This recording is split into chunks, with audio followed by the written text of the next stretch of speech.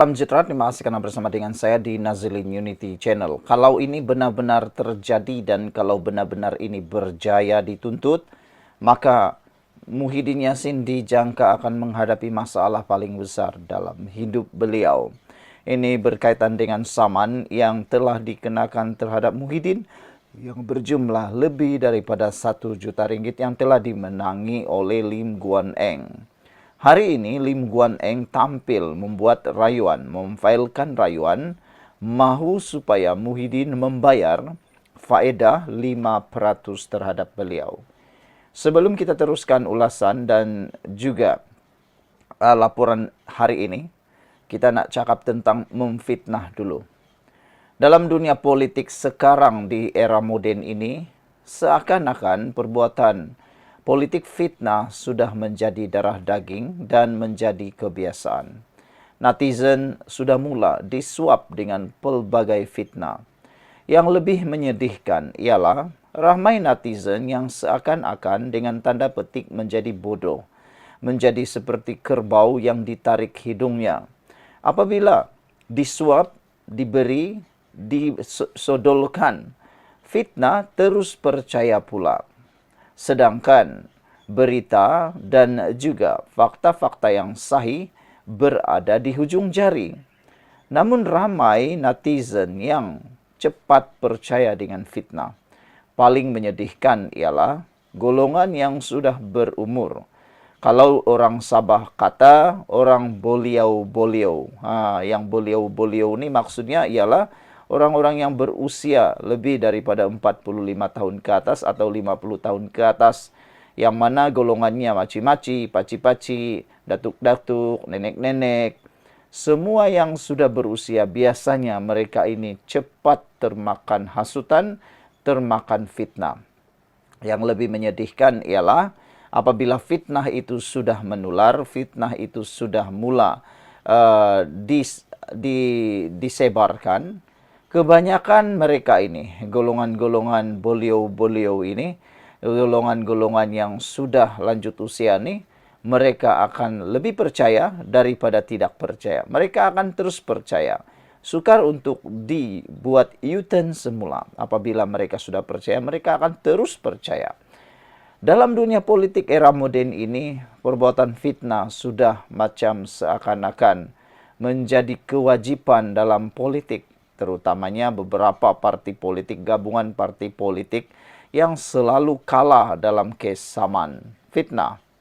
Mereka menganggap buat fitnah dulu, baru minta maaf. Anda tahu siapa itu? Tak perlulah saya sebut gabungan apa, parti apa. Tapi gabungan dan parti itu selalu dikenakan saman fitnah dan kalah pula. Mana tidaknya mereka suka-suka saja. Cakap dulu baru mohon maaf. Cakap dulu baru mohon maaf. Tapi akhirnya ada juga yang diasak dan dipaksa membayar ganti rugi saman kerana orang yang sudah terkena itu sudah tidak boleh tahan lagi. Terkini kes berkaitan Muhyiddin Yassin. Beliau telah kalah dalam kes membabitkan membayar ganti rugi 1,35 juta terhadap Lim Guan Eng berhubung dengan pembatalan pengecualian cukai kepada Yayasan Al-Bukhari. Muhyiddin diarah membayar 1,35 juta. Bayangkan, jumlah itu bukan jumlah yang kecil.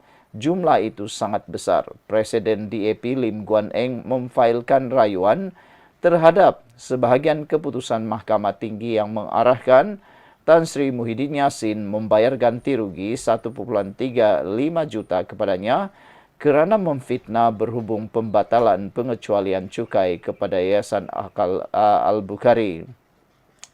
Menerusi notis rayuan yang difailkan melalui Tetuan Guok Partnership pada 29 November lepas, Lim tidak berpuas hati apabila tiada perintah mengenai kadar faedah 5% setahun ke atas jumlah pampasan dalam keputusan Hakim Rozmawar Rozain. Saudara-saudara, bekas Menteri Kewangan itu berkata, beliau sepatutnya diberikan faedah tersebut oleh Mahkamah Tinggi dan dikira dari tarik pemfailan tindakan saman yaitu pada 27 Mac 2023 sehingga tarik bayaran penuh. Mahkamah Rayuan menetapkan 6 Februari tahun depan untuk pengurusan kes itu. Pada 8 November lepas, Mahkamah Tinggi memerintahkan ahli Parlimen Pagoh itu membayar 1,35 juta sebagai ganti rugi kerana memfitnah Lim. Sekian dulu untuk kali ini. Jangan lupa tinggalkan komen. Salam sejahtera, terima kasih karena bersama dengan saya di Nazilin Unity Channel. Perikatan Nasional, parti paling bergolak sekarang, gabungan paling bergolak sekarang. Perkara pertama yang menyebabkan andaian penganalisis politik Perikatan Nasional bergolak ialah apabila Parti PAS melalui Bendahari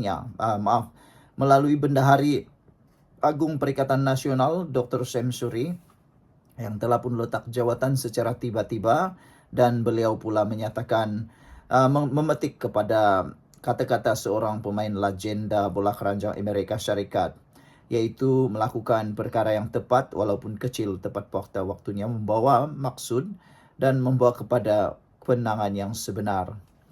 Selain daripada itu, menjadi tanda tanya juga apabila Wan Faisal tampil merayu supaya PAS tidak membakar kelambu kerana marahkan nyamuk. Menjadi persoalan juga ialah siapa nyamuk, siapa kelambu. Hari ini dalam gerakan, dalam parti Perikatan Nasional, Gabungan Perikatan Nasional, ada satu-satunya komponen yang bukan Melayu di dalam itu, yaitu Parti Gerakan. Seperti yang kita tahu, Parti Gerakan boleh katalah hanya menumpang di Perikatan Nasional kerana tidak mempunyai kekuatan yang sebenar dan tidak mempunyai kerusi yang banyak. Selain daripada itu, Parti Gerakan dilihat tidak mampu menyaingi kekuatan parti-parti yang lain di luar Perikatan Nasional seperti MIC, MCA dan jauh sekali DAP. Parti Gerakan tidak mungkin dapat menandingi DAP, MCA dan MIC. Ada penganalisis politik bahkan menterjemahkan gerakan sebagai parti yang diam-diam saja, yang hanya menumpang dan berlindung di Perikatan Nasional, tetapi kelihatan tidak relevan pun di sana, kata mereka. Ada orang-orang mengatakan bahawa Parti Gerakan mungkin akan keluar daripada Perikatan Nasional. Kalau Perikatan Nasional kehilangan gerakan, adakah Parti Gabungan Perikatan Nasional akan tempang? Jawapannya, penganalisis politik menyatakan bahawa PN tidak akan tempang. Meskipun gerakan keluar daripada Perikatan Nasional, tiada apa-apa yang akan berlaku. Kata netizen, pengulas politik, kata mereka, gerakan ada di Perikatan Nasional sama ada ataupun tiada dalam Perikatan Nasional tidak membawa apa-apa maksud. Maksudnya, kau keluar pun tiada masalah, kau berada di sana pun tiada masalah. Itu yang dinyatakan oleh para penganalisis politik. Walau bagaimanapun, satu ura-ura kabar angin menyatakan bahawa gerakan mungkin akan keluar Perikatan Nasional sedang bertiup kencang. Adakah ini akan menjadi benar? Adakah berita kabar angin itu boleh jadi benar? Kerana di Malaysia, jangan silap. Di Malaysia, kabar angin selalu jadi benar, kabar yang benar selalu jadi kabar angin. Lihat sajalah pelantikan yang terkini, berita-berita politik yang terkini. Mula-mula hanya kabar angin, lama-lama jadi kabar yang benar. Hari ini, sekali lagi, gerakan tampil mengemukakan keputusan terkini parti itu sama ada mahu keluar daripada Perikatan Nasional atau tidak. Dominic Lau, Presiden kepada Parti Gerakan, menafikan dakwaan tersebut bahawa Perikatan Nasional mahu keluar daripada PN. Parti Gerakan menyatakan bahawa tidak mungkin gerakan keluar Perikatan Nasional. Itu sekarang dah dinyatakan kepada Dominic Lau. Itu sekarang, belum tentu 5 tahun akan datang. Jangankan 5 tahun, tunggu 5 bulan saja belum tentu apa yang kamu katakan ini masih dikotakan atau tidak, kata netizen. Kerana banyak kali dan banyak bukti sudah bahawa penafian akhirnya menjadi kebenaran. Parti Gerakan tidak akan meninggalkan koalisi Perikatan Nasional PN walaupun ada pertikaian atau perbezaan pandangan dengan dua rakan sekutunya, yaitu PAS dan Parti Pribumi Bersatu Malaysia Bersatu. Kata presidennya, Datuk Dominic Lau, menegaskan bahwa dakwaan kononnya gerakan akan keluar daripada Perikatan Nasional adalah satu dakwaan yang liar dan tidak benar.